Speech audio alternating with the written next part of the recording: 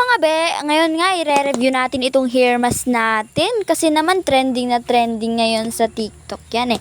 Kala ko kung totoo na, kaya hindi ko na daw kailangan mag-reband. So tara i-review natin mga be. Ayan na nga pala yung natira. Ngayon ko lang kasi naisipang i-review, kaya naman nag-video na nga ako mga be. Kaya naman samahan nyo na ako sa ilog. Hay nako mga be. Ang hirap pang i-close ito. Hay nako mga be. Eto guys, hair mask na sinasabi nila, nakaka-straight daw ng buhok. Kaya naniwala naman si Mare. Kaya ayan guys, kukuha na lang ako dito, lalagay ko sa isang cup. Kasi naman hindi ko naman kayang kunin lahat. Kaya naman ilalagay ko na sa isang bus. So mga bi, ang hirap nga kumuha kasi alam nyo naman 'di ba na medyo ma-silk siya. So ayun nga mga be, samahan nyo na ako. Hay nako, ang hirap pang i-close. So ayun guys, samahan nyo ako watch till the end mga be para malaman nyo kung totoo nga ba to at baka makita nyo siya and natilhin nyo na agad. Kaya i-review muna natin to mga be. Ito na nga yung pasaway kong kapatid, kaya nagpapamodel-model na siya ng mukha dyan. Ewan ko nga ba mga be kung ano talaga yung trip niya. Titignan nyo nga ang buhok ko, ang pangit talaga, nawala na yung natural straight niya. Kaya tara na nga, gamitan na natin siya. Kita nyo naman guys na may lalabhan pa ako at kinuha ko na nga para mayroon naman ako magawa pagtapos natin mag-review. Ang tagal-tagal pa nga ng aking kapatid at Diyos ko dahil sabi pa nga sa akin ay hintayin ko daw siya. For your information mga guys, matagal ko na pala itong binili pero ngayon ko lang naisipang i-review kasi hindi ko naman talaga ito ginagamit kasi natatakot ako. Talaga namang sina ate lang ang gumagamit dito. Kaya naisipan kong i-review, baka pwede rin sa akin. Hay nako, tara na guys. Lapit lang naman yung ilog na ating pupuntahan guys. Kaya tara rin.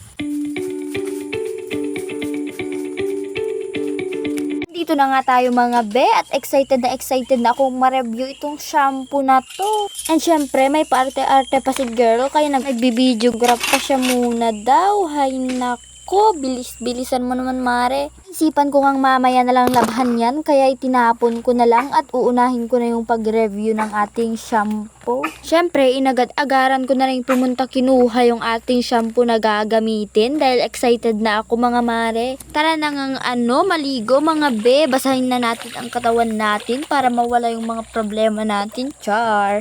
So tara na mga be, pumunta na nga ako doon, parang kalabaw na naliligo at hindi ko na nga na-video yung pagkaligo ko kasi alangan naman mga be. Baka mabasa kayo, 'di ba?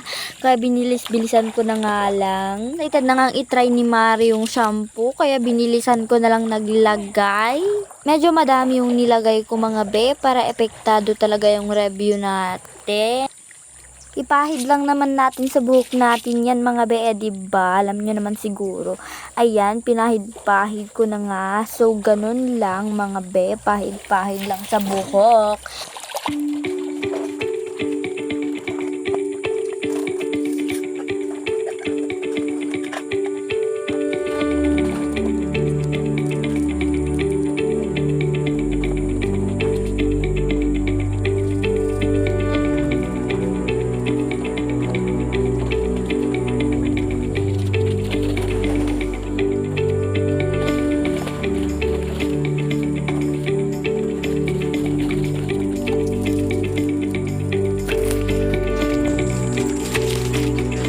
Samahan nyo na nga ako guys, talagang lamig na lamig ako ditong part na to pero naisipan ko na marami kayong nanonood kaya naman pinilit ko na lang maligo talaga dito mga be, ang lamig-lamig nga eh.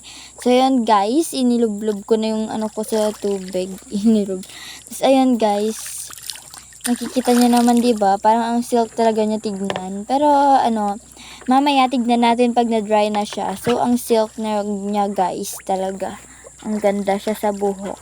Pero hindi pa naman natuyo kaya hindi pa natin alam, diba? So